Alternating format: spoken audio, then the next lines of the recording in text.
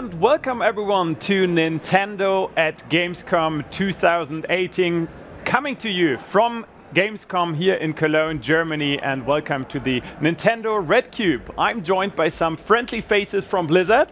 It's Pete and Matthew. Hey guys. Hey guys, how you doing? Good to have you here. Great to be here. Thanks for having us. Are you guys excited? So excited. Because I am, and I know Filippo is as well. Definitely. Filippo from Nintendo of Europe is here as well. We are huge Blizzard and Diablo fanboys, so we are super excited about what's coming now. From one fanboy to another fanboy, right? We're also huge Nintendo fans. So because really great to be we here. are talking about Diablo III Eternal Collection. Yep. Diablo is going portable. How cool is that?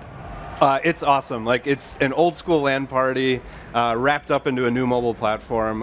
You know, Diablo 2 was a game that was all about LAN, was all about your friends, and the Switch, you know, brings that to a new medium in an exciting new way, and we couldn't be happier to pair Diablo with it. Yeah, and Filippo is already playing, so should we just dive in?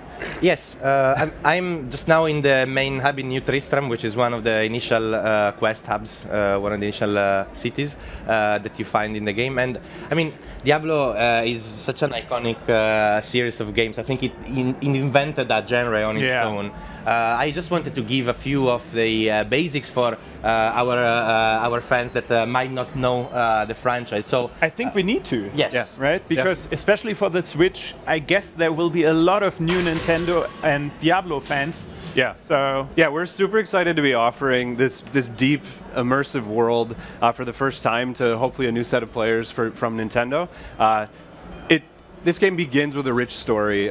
You'll play through the campaign. You'll come to know Sanctuary. It's a pretty traditional story of good versus evil, very Mario versus Bowser, for example. And Ganon versus Link. Like this is that type of quintessential good versus evil. You play a Nephilim, who's kind of a marriage of good and evil, of a demon and an angel. So you have these amazing powers. You're a kind of a god on the battlefield.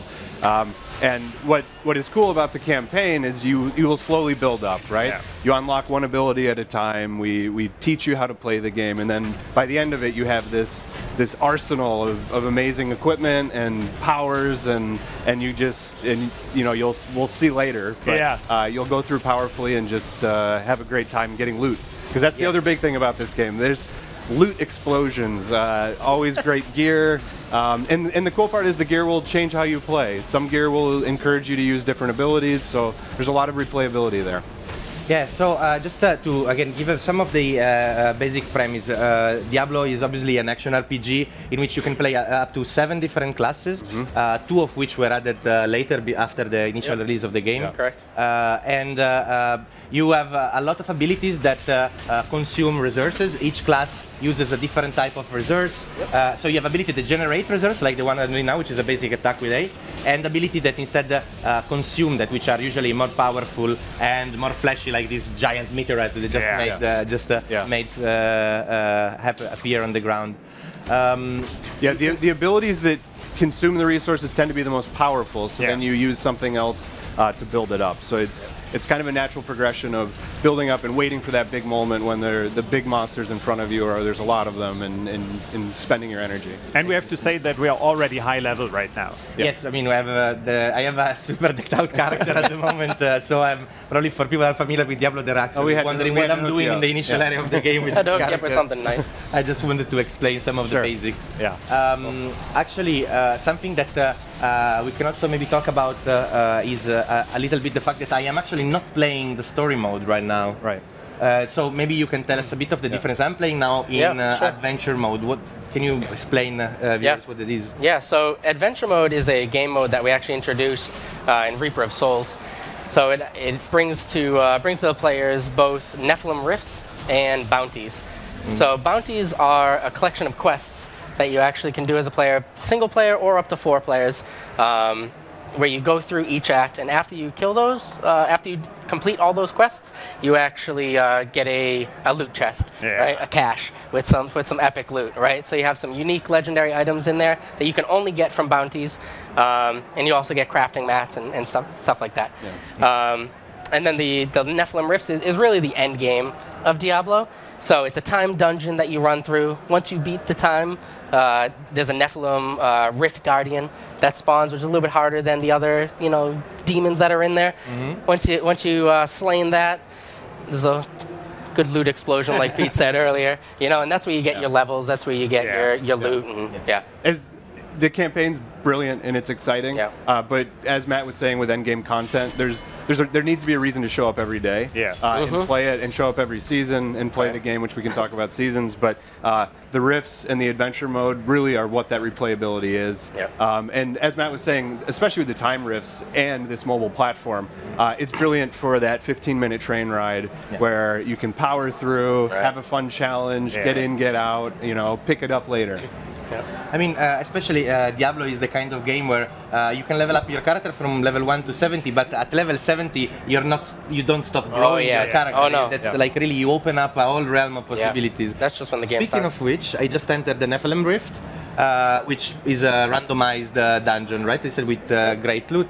So our objective now will be to fill that bar that is on the left of the screen to 100%. Whenever I kill some enemies, some special enemies, they drop some orbs that will fill that bar. When that bar fills up, we spawn the boss. Correct. Yep. And for that I will start alone. And actually I wanted to point out one thing for people that are familiar with the PC version of the game. I can roll, which is something that, of course, if you've only seen the PC version of the game, it's quite new as a feature. Yeah, so we added that with the console version of the game. It's a good way to maybe get yourself out of some trouble or roll into it, whatever you choose. And there's those of us who just like to roll through town, confusing the villagers, like me. having fun. a bit like Link sometimes does actually in the game, just rolling through an entire area. Yes. Cool. So what I wanted to showcase now, now of course you see there are a lot of enemies on screen. Fortunately, the character I have is a crusader, so he's a bit of a tanky character. Tanky. He's quite tough, and he can withstand a lot of hits.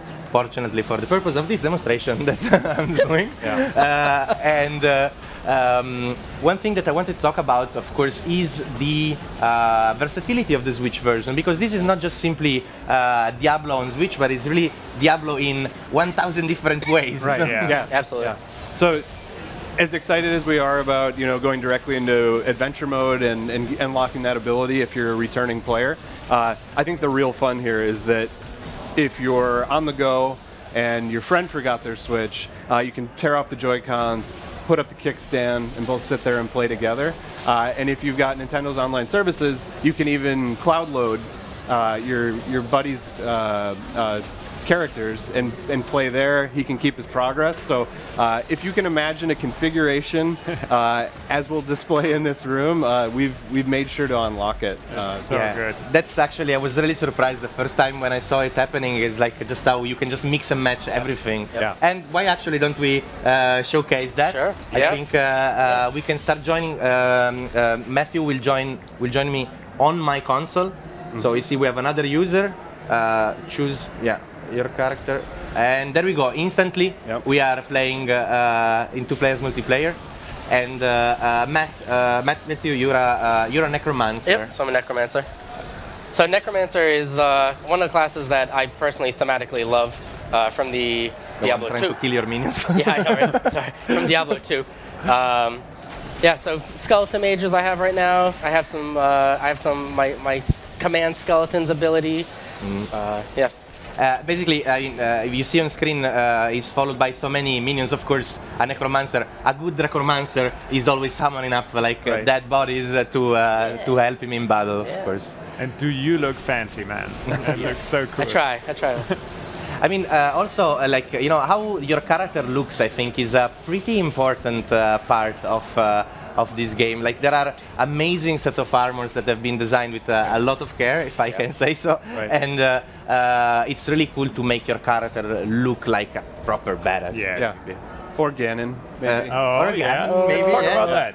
Yeah, so one of our, as I was saying earlier on, we're huge fanboys.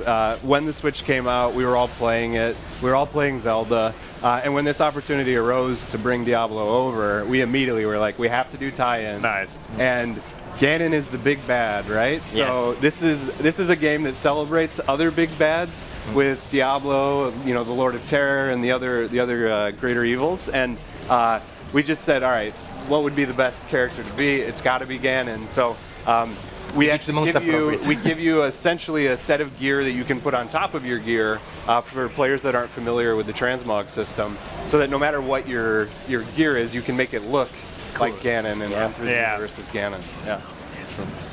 And actually now we are around 20% of the Rift, and we are moving pretty fast because you can sometimes pick up orbs and other items that temporarily make you stronger. Something that I find also quite cool in dungeons in Diablo 3 is that you can find traps. So sometimes, you know, there's a wall that's propped up with some beams. You destroy the beams, and every enemy that's underneath it would well, meet a horrible death. And there's actually quite a lot of things that dynamically change the way you play in a dungeon. Yeah. And as you're destroying more items, you're getting faster. As you chain a lot of kills together, you get a multiplier for your experience. It's all about kind of that frenetic pace and encouraging you to push harder, push faster. True. It's actually one good way to start maybe introducing seasons could be the fact that you see now when we're killing so many creatures, we have this experience like this counter that keeps counting up, and if we keep killing creatures without stopping, this goes up, and we get an experience multiplier. This is especially important when you're playing adventure mode and seasons, especially because in seasons you start, well, maybe explain what seasons are. Yeah, sure. So every few months we roll a new season, and what that really is a bunch of people getting together and seeing how quickly they can level. There's usually some cool gear you can unlock, some season incentives basically.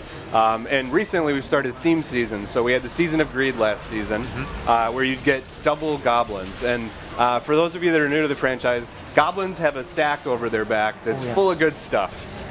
They're essentially a moving treasure chest.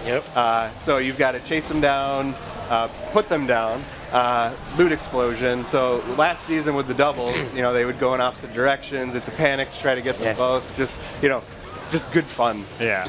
I have actually quite vivid memories of trying to chase them and teleport is opening. Let's get him before he teleports, or like chase the other one. It was quite hectic. And maybe we should also talk about loot in general, because I remember on PC I wasn't the quickest one, so I wasn't really able to get all the good loot. Yeah. One of those points of contention with Diablo 2 was that loot dropped for the entire party. Whoever could click it fastest then had that loot. And if they were just random people, maybe they didn't want to share. With this, the loot is specific to you, and it's important to you. It matters to you. It's upgrades. Part of the excitement with a lot of items is that they're unidentified, so you have to identify them. And what's it going to be? You know, it's you're opening a present. Yes. You do get the feeling, especially with the sound effects accompanying, etc. It does feel like a surprise present. So now we are at 86% of this rift. So the boss will probably spawn very soon. And I think one thing we can do to showcase again the versatility of the Switch version of the game is have Pete and Tim join us, but instead of joining us on our console, they will join on their own handheld console, and you will see that they will, at the touch of a button, immediately get in our game. Yeah, so utilizing the awesome technology inside of this device, it just sees that there's other devices available playing this game, and you just select who you want to join on, which is you in this case. So good. A few moments later, we're gonna load in. We're all in, and the boss is just spawned. One other cool thing to point out: each time a new player enters, it gets more difficult. So the monsters get more health, they do more damage. This isn't just like, hey, I'm bringing people in for easy mode. Like it actually gets more challenging. Yeah, it's not just easy mode. And there's your loot explosion. And those are the things that make Diablo players happy. All of those orange names out there and yellow ones.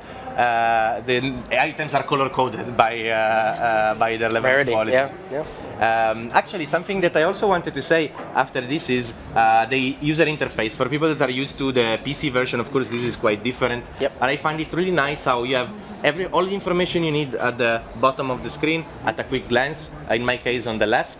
And something that I found while playing this version is that because you don't mouse over and you don't have the tooltips, it keeps me more focused on the action actually, which I am a bit obsessive with items. I have to check everything immediately. So with this function, I feel like much more like into the action. And one other, sorry. No, I was going to say, I just mentioned the fast equip. This is one of the great things. So you don't actually have to go into the menu and check everything out. You can actually fast equip right here, and it'll do items and skills and runes and everything to customize your character from there.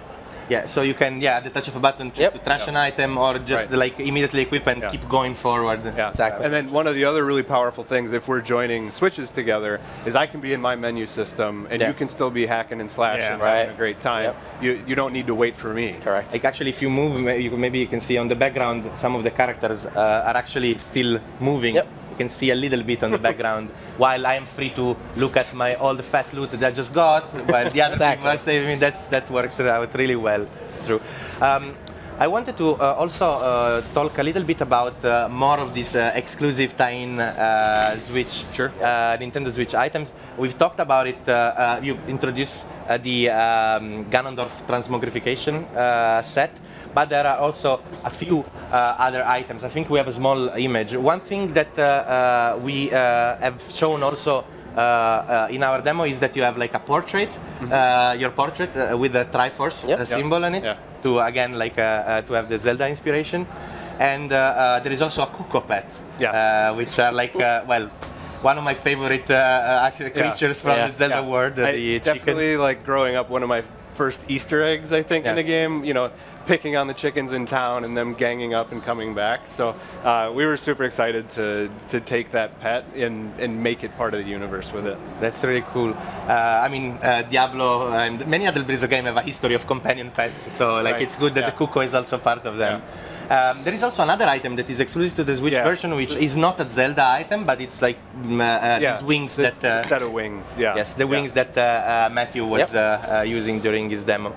So there is quite a lot of new things, quite a lot of exciting things, I think. Yeah, definitely. So one last question for me: did you like talk to a few Nintendo fans yet and ask them what they think about having Diablo III Eternal Collection on Switch? Yeah. So one of our best moments was actually getting to Gamescom. We were boarding the plane and just waiting in queue, and next to us a couple was talking about like, hey, I need more reasons to play my Switch, and they're like, well, Diablo's coming. Haven't you so heard? We're going to be playing it all the time. And Matt and I were just like, we're just like, let's do this. So they didn't know we worked for Blizzard. They don't know anything. We're just like, random great moment. That was awesome. And seeing all the excited fans out here just huddled over their Switches, having a good time. It's great. I can relate to that. So guys, it was really great having you here. Thank you so much for showing us Diablo III Eternal Collection. Thank you. I'm super psyched about it, and as we were just playing right now, I really want to play again on Switch.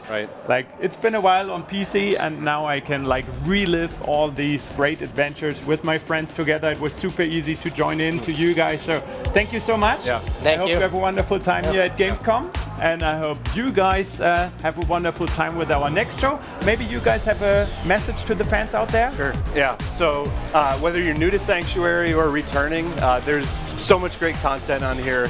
This medium of Switch is so amazing for it. So we hope to see you either online or off soon. Perfect. So guys, once again, thank you so much for tuning in, and I hope to see you again in the next Nintendo RedCube video. See you. Bye-bye from Gamescom Cologne.